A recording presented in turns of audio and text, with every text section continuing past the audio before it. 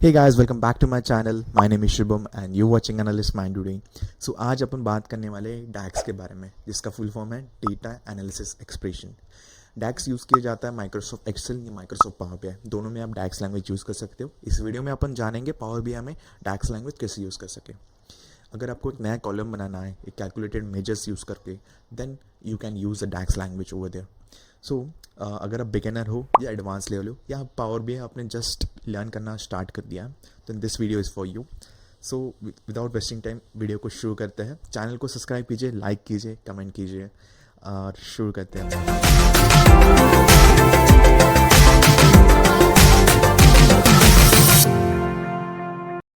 Guys welcome back again. तो शुरू करते हैं अपना वीडियो। तो सबसे पहले बात आती है डेटा। तो how to import a data और आप कहाँ से सैम्पल डेटा ले सकते हो। तो बेसिकली मैंने ये गिटअप की मेरी प्रोफाइल है, तो उसमें मैंने एक रिपोजिटरी बना रखी है। उसमें आपको ये दो CSV फाइल्स मिलेंगे, राइट। तो what you have to do, just go click on this code, okay, download the zip. ठीक है, जैसे डिप डाउनलोड हो गई, इसको ना एक्सट्रैक्ट कर लेना है आपको मनपसंद जहाँ पे करना है वहाँ पे। मैंने ऑलरेडी एक्सट्रैक्ट कर रखा है तो करूँगा नहीं मैं अगर इसको। ठीक है, ये एक्सट्रैक्ट हो गया। उसके बाद go to a power BI. तो मैं यहाँ पे इसको क्लोज कर देता हूँ। पहले तो एक न्यू पावर बीआई ओपन कर लेते हैं।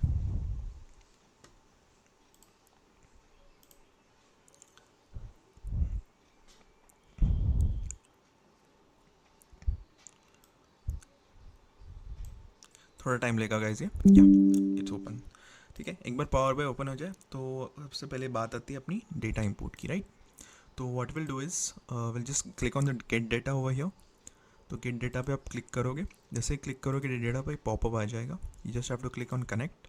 तो कनेक्ट पे आप जैसे ही क्लिक करोगे, you have to go and where you downloaded the data. तो जैसे आपने फाइल ओपन की, यहाँ पे कुछ दिखेगा नहीं क्योंकि यहाँ पे एक्सेल फॉर्मेट सेलेक्टेड है। अपने को ऑल फाइल करना है बिकॉज अपना डेटा CSV फॉर्मेट में, राइट। सबसे पहले मैं प्रोडक्ट का डेटा इंपोर्ट करूँगा एंड ये देखो अपने पास कम रोज़ है तो ज़्यादा टाइम नहीं लेगा ये इंपोर्ट करने में। ठीक है, जैसे ही लोड इंपोर्ट हो गया, let's go import our another table. Product के बाद सेल्स का डेटा होगा, या go to sales, import the data, और ये इंपोर्ट हो चुका है अपना डेटा। ओके, अब बात आती है ट्रांसफॉर्म की। थोड़ा डेटा में अपन समझ लेते हैं, कुछ डेटा क्लीनिंग चाहिए डेटा को कि नहीं। ठीक है, तो मेरे पास सेल्स का डेटा है यहाँ पे, इसमें unit sold, product category, product name और ऑर्डर डेट। तो अभी सिंपली मुझे क्या करना है, अगर तुम देखोगे आप लोग, तो यहाँ पे मेरे पास प्राइस है, राइट। बट यहाँ पे वो प्राइस मेंशन नहीं है हर कैटेगरी की क्या प्राइस है। तो simply what I will do is, मैं जस्ट मर्ज पे जाऊँगा, मर्ज करूँगा मैं प्रोडक्ट से। तो मेरा सैम्पल डेटा सेट है जो कि मैं अभी जिस पे काम कर रहा हूँ वो वाला डेटा, उसकी प्रोडक्ट कैटेगरी पे सिलेक्ट करूँगा मैं, और प्रोडक्ट डेटा के कैटेगरी को, ये दोनों सेम है, ज्वाइन कर लूँगा। मेरे को बस प्राइस का कॉलम चाहिए, that's why I am selecting only a price and clicking okay. So अभी आप देख पा रहे हो मेरे पास यहाँ पे नल वैल्यूज आ रहे हैं। अभी नल को कैटर करने के बहुत तरीके हो सकते हैं, but let's take an example कि अपने को नल एलिमिनेट नहीं करना है। ठीक है, we have to replace null with something genuine, या फिर कुछ ऐसी वैल्यू जो आपको लग रही है। ठीक है, तो वो दो तरीके से मैंने बोला है। आप एक तो एलिमिनेट कर सकते हैं, yes go onclick it, okay, ये एलिमिनेट हो जाएगा।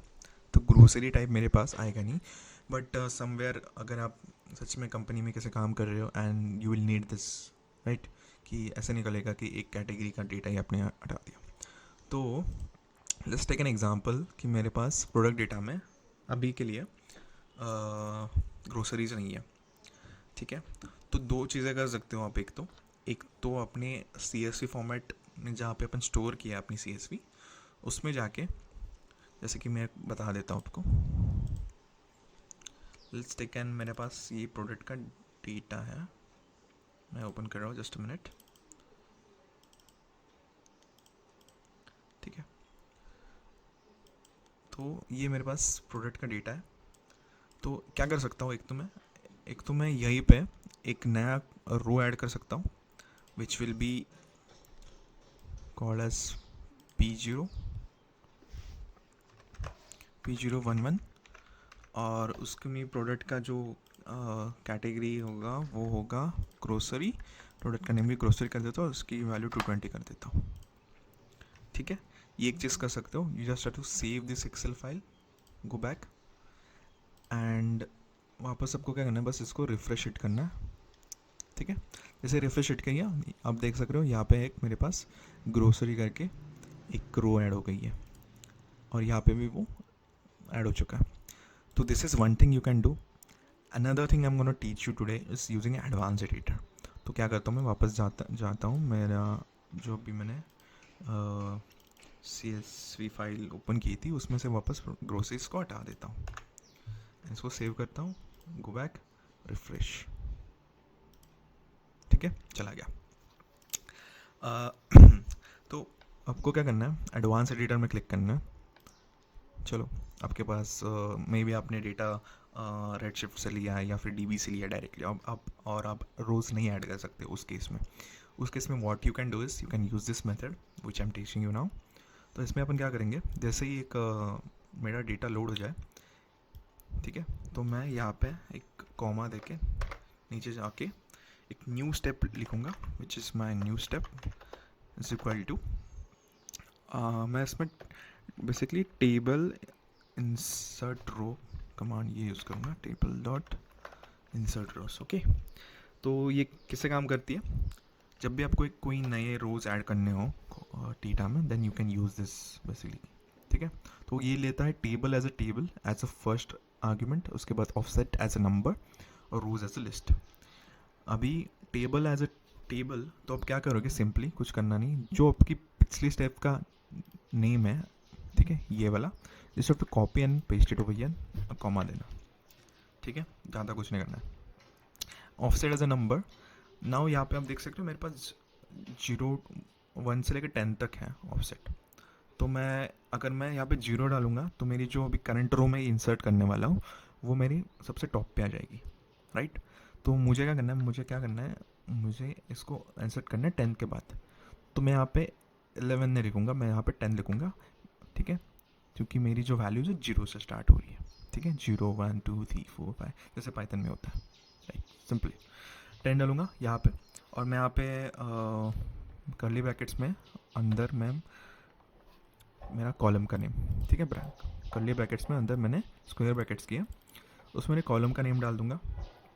ठीक है, product ID is equal to मैं P011, इसको मैं डबल इन्वर्टेड कॉमा में लिखूंगा, सिंगल इन्वर्टेड कॉमा नहीं लेता ये, तो double inverted comma, then after that product का नेम इज इक्वल टू मैं सेम प्रोडक्ट का नेम जो लूँगा अभी जो अपन ने इसमें लिया था CSV फाइल में।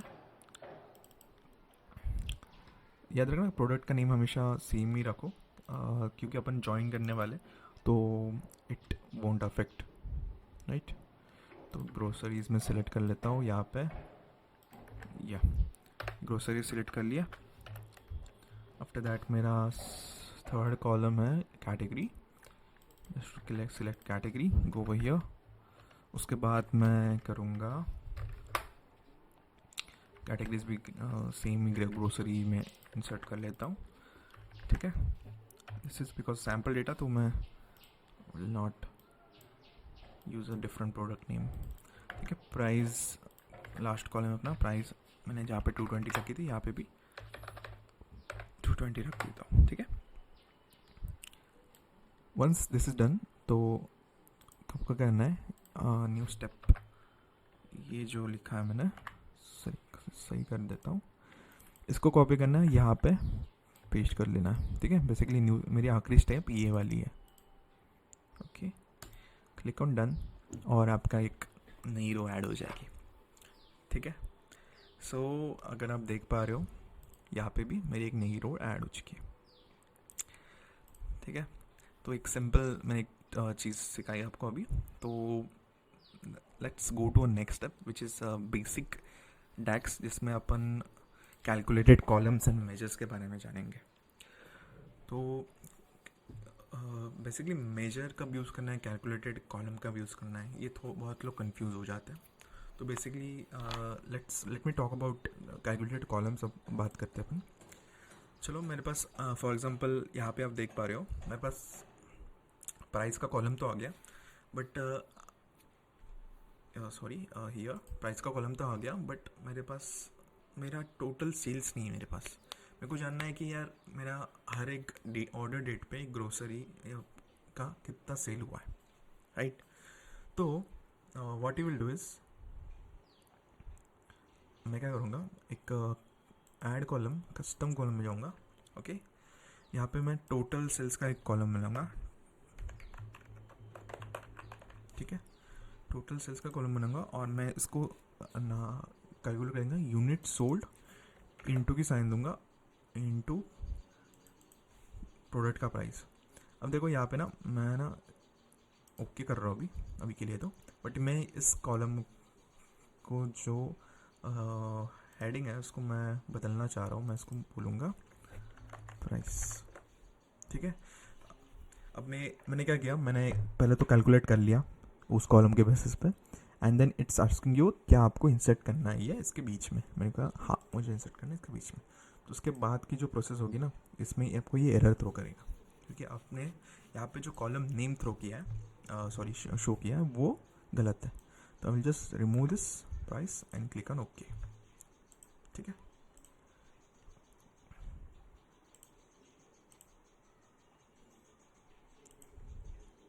ठीक है, ये हो गया. लेट्स सी, सब कुछ सही है या इतना हो गया. मैं अगर इसको क्लोज करता हूँ अभी, let's see if it works. या ये काम कर रहा है. ठीक है, तो अभी अपन ने क्या किया, अपन ने एक custom basically calculated column create किया. अब बात आती है मेरे मेजर्स क्रिएट करने की. ठीक है, तो मैं फॉर एग्जांपल के लिए मैं यहाँ पे कैटेगरी ले लेता हूँ और टोटल सेल्स ले लेते हैं, राइट. टोटल सेल्स जो अपन ने अभी कॉलम क्रिएट किया है, राइट. यूनिट सोल्ड्स में क्या है, ओके. अब आप देख पा रहे हो मेरे पास ना टोटल सेल्स जो कॉलम है, basically that is it a number और it is a numeric data type नहीं है ये. तो फर्स्ट ऑफ ऑल आपको क्या करना है, आपका जो कॉलम है उसका डेटा टाइप आपको होल नंबर कर देना है, और या फिर जो भी आपको चाहिए. ठीक है, ठीक है. मैंने ये कैसे आइडेंटिफाई किया यार, बेसिकली यहाँ पे ना आप देख पा रहे हो, यहाँ पे ना ये जो सबमिशन का साइन आता है ना वो नहीं आ रहा था. दैट वो मेरे नज़र में आ गया and that's how I identify यार इसका जो कॉलम का डेटा टाइप है दैट इज़ नॉट न्यूमेरिक. तो मैं जब कैलकुलेशंस करूँगा it will throw me error. ठीक है, अब बात आती है मेजर्स की. तो मैं एक न्यू मेजर क्रिएट करूँगा जिसका नाम देते हैं टोटल रेवेन्यू करके. ठीक है, टोटल रेवेन्यू. और मैं इसको इसमें डैक्स फंक्शन यूज़ करेंगे. इसको इसका नाम है सम. तो बेसिकली सम जैसे कि अपन सब एक्सेल में भी सीखते हैं, सेम तरीके का ये सम होता है. इसमें बस उसको सम दे के अपना जो कॉलम है जिसको आप सम करना चाहते हैं, बेसिकली अभी मेरे इस केस में टोटल सेल है, तो मैं इसको टोटल सेल जिस कॉलम का नाम लिखूँगा, एंटर दबाऊँगा. ठीक है, टोटल मेरा रेवेन्यू, राइट. ठीक है, ये आ गया मेरे पास, बट ये अभी मुझे टोटल है, राइट. ये मैं इसको एज ए KPI यूज़ करूँगा टोटल रेवेन्यू को. ठीक है, तो इतना मेरा टोटल रेवेन्यू है. ठीक है, उसके बाद अपन क्या करते हैं, next go to next step which is my, ये अपना कैटेगरी वाइज टोटल रेवेन्यू आ चुका है मेरे पास, राइट. तो नेक्स्ट अपन सीखेंगे DAX for time intelligence.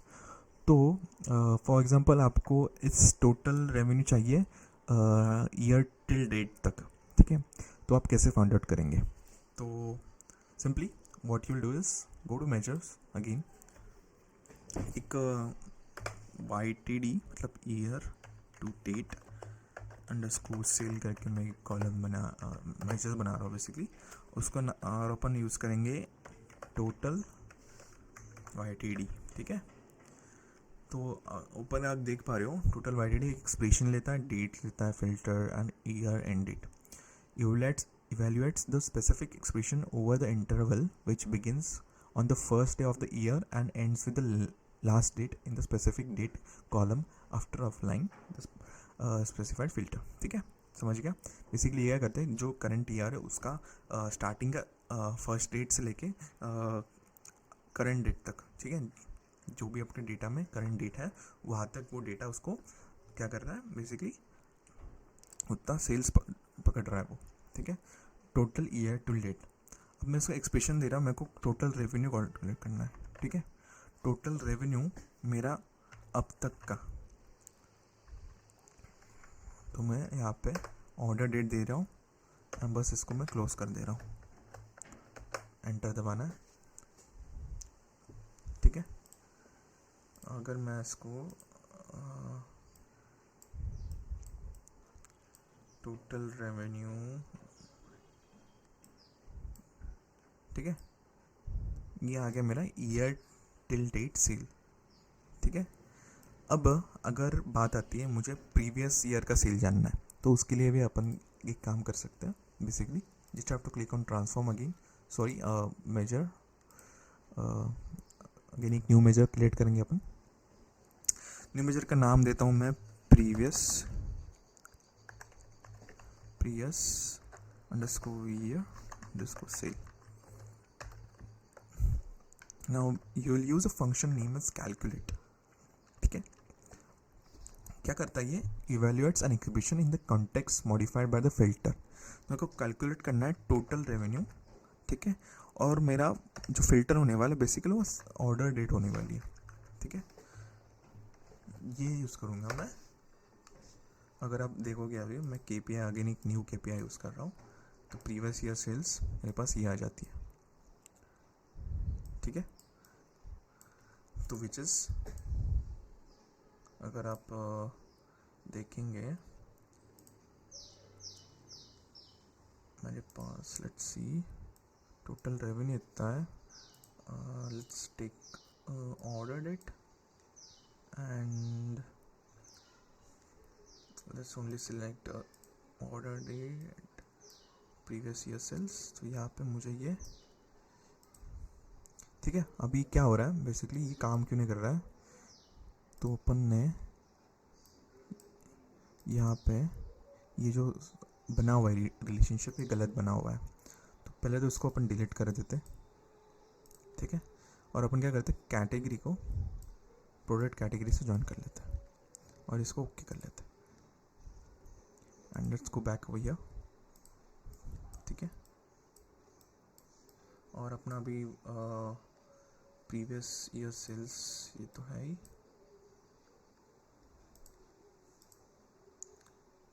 Total revenue देख लेते कितना था। Okay this was total revenue. Order date को अपन क्या बस ईयर में ले सकते हैं, डेट हायरार्की,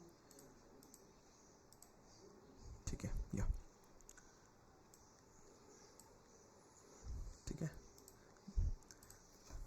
सिंपली अपन ने क्या ईयर दो चूज़ किया मैंने अभी फिल्टर जस्ट टू चेक कि मेरा जो वैल्यूज़ मुझे दे रहा है वो सही है नहीं। तो यहाँ पे आप देख सकते हो जैसे मैंने फ़िल्टर यूज़ किया ईयर का, तो 2022 में मेरे पास इतना ही सेल हुआ है और 2023 में इतना।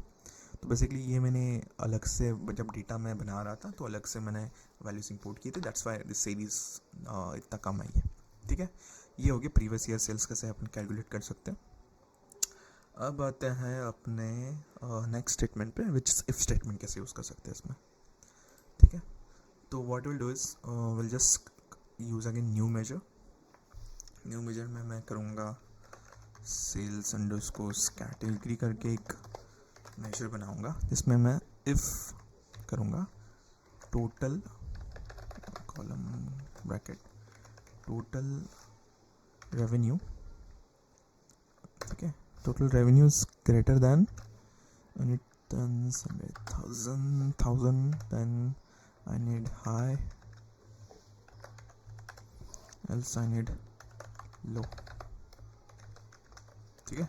सिंपल जैसे इफ फॉर्मूला यूज़ करते हैं अपन, वैसे ही अपन यहाँ पे यूज़ कर रहे हैं,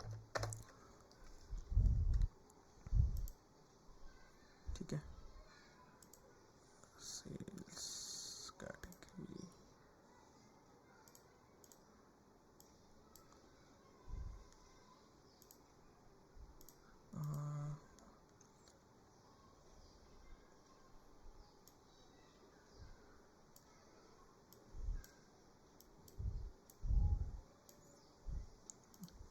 तो अपन ने क्या किया, टोटल रेवेन्यू, तो टोटल रेवेन्यू भी अपन पिक कर लेते हैं यहाँ पे, सॉरी इसको कम कर लेते हैं, यहाँ पर हम टोटल रेवेन्यू भी पिक कर लेते हैं, ठीक है। तो टोटल रेवेन्यू मेरा सारा ही 1000 से ज़्यादा है, तो लेट्स डू वन थिंग, जो let's modify the sales category, जो 10,000 1,00,000 से ज़्यादा है, या दिस इज डन, ठीक है। इस तरह से आप बेसिकली कैटेगराइज कर सकते हो आपके डेटा को बेस्ड ऑन इफ स्टेटमेंट। तो इसके बाद अपन देखते हैं कैलकुलेट। तो कैलकुलेट जो अपन ने पहले भी यूज़ किया था, मैंने आपको बताया नहीं, तो यूज़ कर लेते हैं। बेसिकली कैलकुलेट क्या करते हैं, modify the filter context for your calculation, उसका काम यही होता है। तो अपन total for example electronic sales ले लें,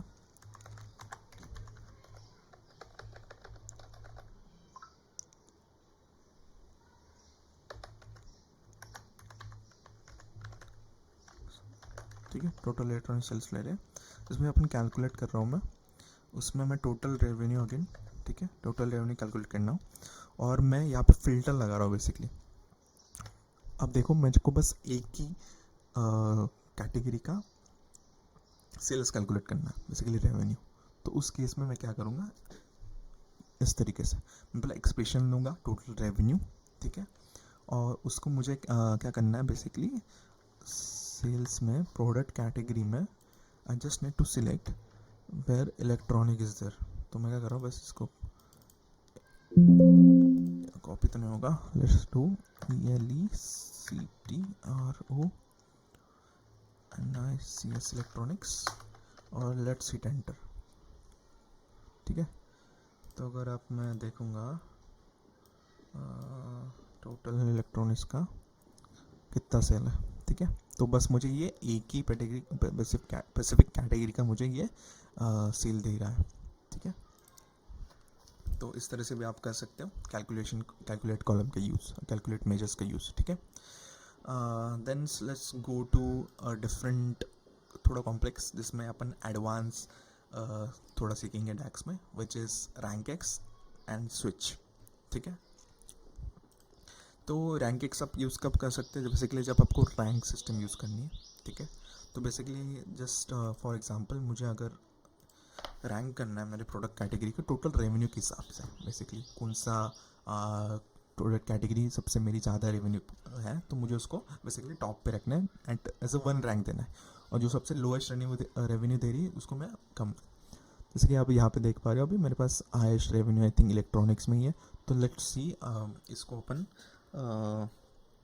फॉर्मूला से कैसे ऑर्डर कर सकते हैं। तो मैं यूज़ करूँगा सेल्स अंडरस्कोर रैंक, इसका नाम देता हूँ, ठीक है।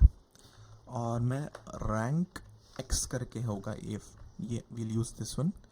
तो उसमें अपन करेंगे ऑल, मतलब मुझे सब चूज़ करो, सेल्स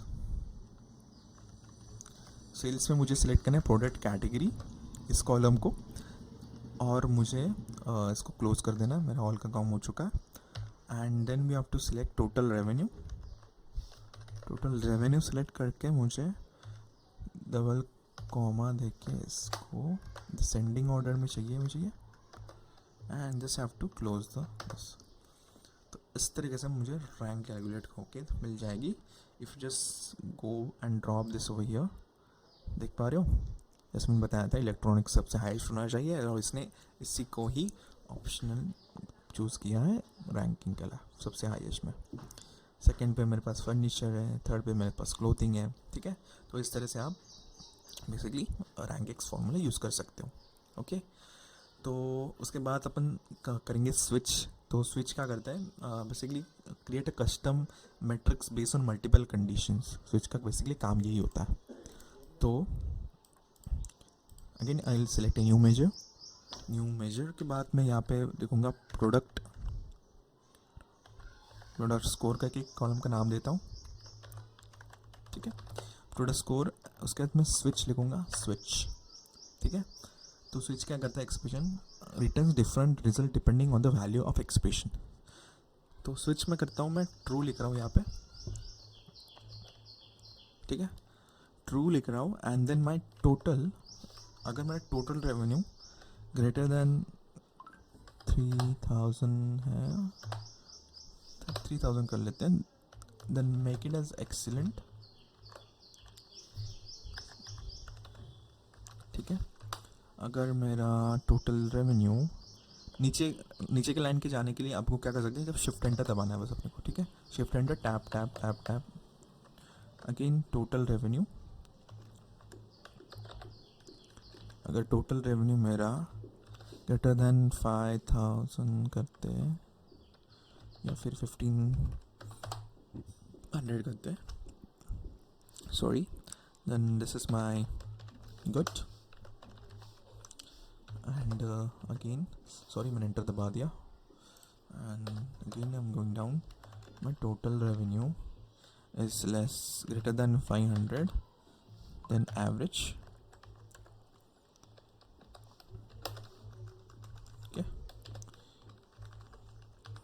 ये मेरा एवरेज हो गया, अदरवाइज आई नीड लो।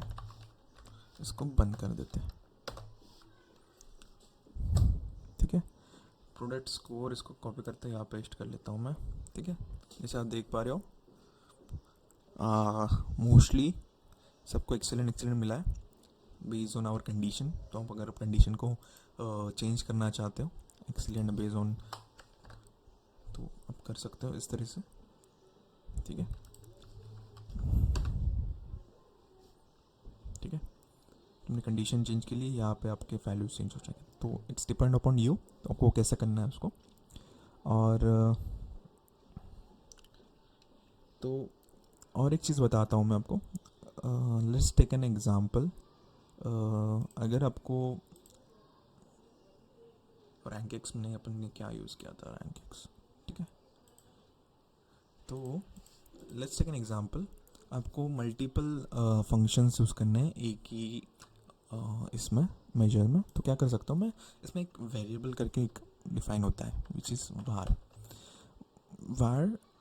मैं इसको रैंक इज इक्वल टू ऐसे कर देता हूँ और मैं इसको बोलता हूँ, और एक कंडीशन यूज़ कर रहा हूँ बेसिकली, एफ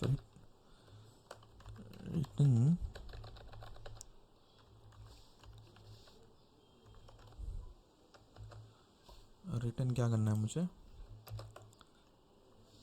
इफ माई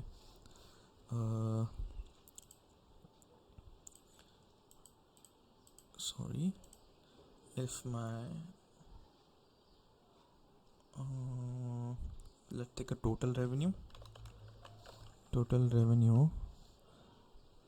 और या फिर अपन ऐसे करते हैं, if rank as is equal to 1 then give me good else bad। ठीक है, सेल्स रैंक मैंने मॉडिफाई कर लिया। ठीक है, तो अपन व्हाट वी डिड इज, मैंने वेरिएबल एक डिफाइन किया जिसमें मैंने मेरा रैंक स्टोर कर रहा हूँ और उस रैंक को मैं इफ स्टेटमेंट में वापस यूज़ कर रहा हूँ, जिसके वजह से मेरी जो क्वेरी है ना वो कॉम्प्लिकेटेड नहीं हो जाएगी। ठीक है, मैं क्या कर सकता था, अगर मैं ये लिखता नहीं वेरिएबल एज, मैं इसी को कॉपी करके यहाँ पे लिख देता था। तो इससे क्या होता है, थोड़ी रीडिंग में डिफ़िकल्टी हो जाती है and it makes your code complicated. तो जितना आप सिंपल रखो इतना सिंपल रखते जाओ। एंड इस तरह से अपन आज के टॉपिक के एंड पे आ रहे हो। I hope you guys like this video.